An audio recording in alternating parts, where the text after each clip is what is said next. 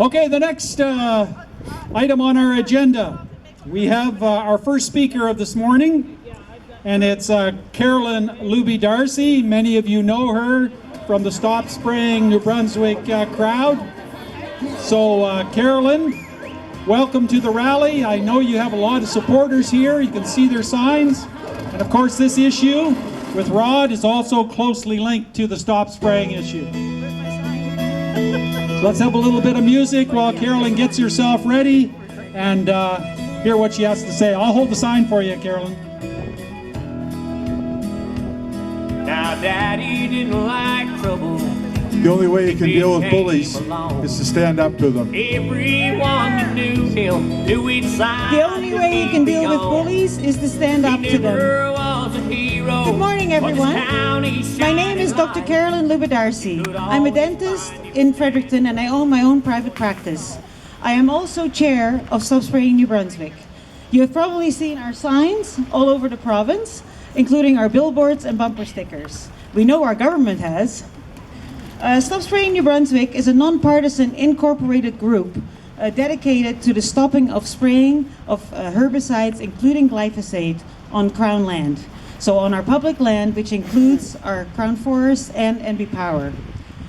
Quebec stopped this practice in 2001 simply by not issuing any more permits to spray. They didn't ban it, they just stopped issuing permits. We are asking the government to stop the practice here. This alone would create 1,000 new silviculture jobs, and it would be a step towards re-establishing our deer herd and our wildlife in New Brunswick. Rod Cumberland's research and presentations since 2014 were a galvanizing force behind our grassroots movement. In 2015, news hit Canada, New Brunswick, that the deer herd had crashed to a quarter of what it was 30 years before. So this really kickstarted our movement, and you know, this issue is very much a big issue for rural New Brunswickers who have noticed the deer herd crashing for decades now, and also have seen current forestry management practices really affecting their way of life. And it's really too bad that the weather didn't cooperate, because I know of many cars that were on their way to this rally today that had to turn around because of the snow and terrible weather.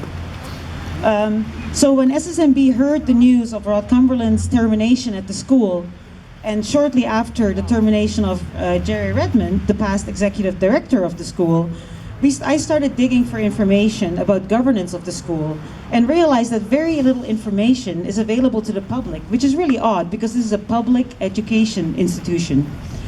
I visited the college myself to ask for a copy of the current list of Board of Governors, the legislation that the board is governed by, and copies of policies that the board must follow. The secretary at the college's office told me that she and other staff were instructed not to give any information, and they were instructed by the lawyers of the school to not give out any information to anybody who would ask. And she also insisted that the Maritime School of Maritime College of Forest Technology is a private school. So I asked her when this switch from public to private happened, and she couldn't answer my question.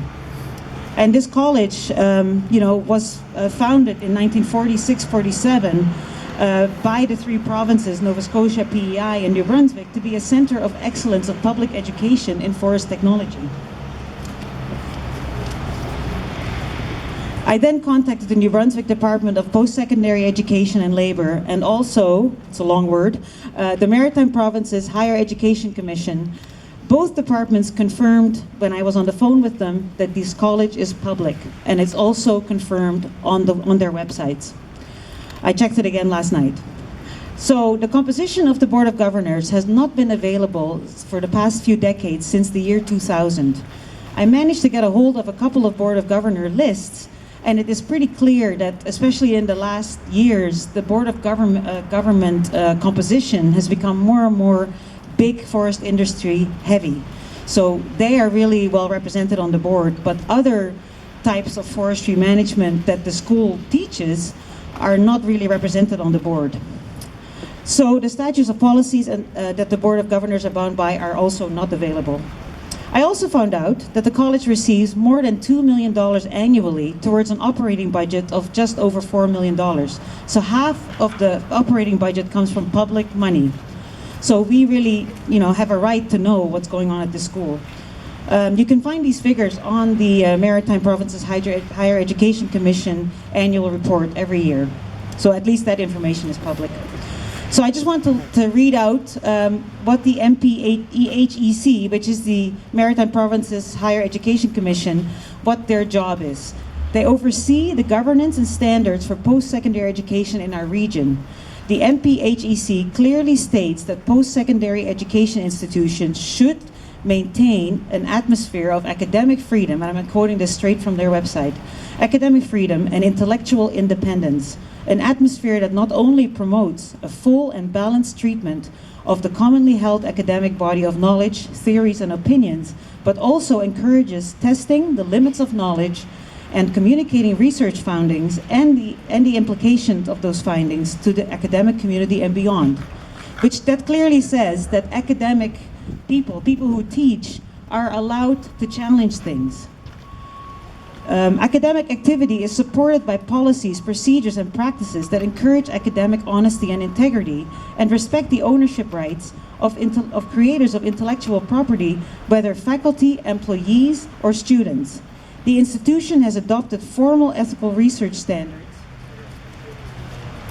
as well as policies concerning the management of research funds. The institution has means and procedures for the enforcement of the above policies based on principles of natural justice. I know this was a boring paragraph, but I think it's really important that we all remember the rights that educators have. And it's just not right that it seems that some people are not allowed to speak about research that's out there that's not convenient. So SSNB's concerned are that there may be undue industry influence at the board level at the Maritime College of Forest Technology, and that there is no transparency about the governance of this public college. And of course, we have concerns about around academic freedom and integrity at the school. We need to have accountability. We need an investigation into what is going on at the Maritime School of Forest Technology, which was established at a public center of excellence in New Brunswick for the Maritimes. Why is no information available on the governance of this school? It is essentially a black hole. Our centers of excellence that were established in the Maritimes with public money are the Veterinary College in PEI, the Agricultural College in Nova Scotia, and the Maritime College of Forest Technology in New Brunswick. All three of these schools are public schools. The other two schools list all their information about Board of Governance, Governor's composition, minutes, everything you might want to know is listed on the website of those schools. So why does the Maritime College of Forest Technology not give this information? We already know, this is just my last little comment, we already know that our large forestry industry is getting their glyphosate for free for $2 million per year. We ask, are they also getting a college for themselves for free?